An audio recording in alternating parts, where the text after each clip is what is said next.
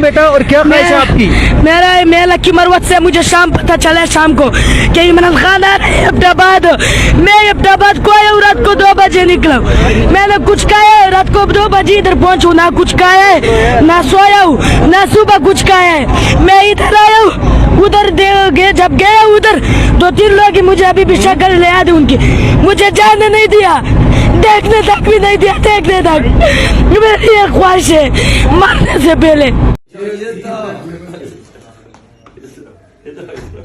ये कौन है? ये वो जो लकी मरवत है। ओह बस बस बस, इधर इधर इधर।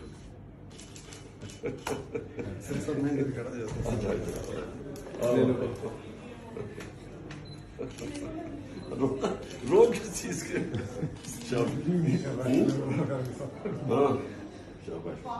क्या क्या पढ़ते हो? 9th में हो?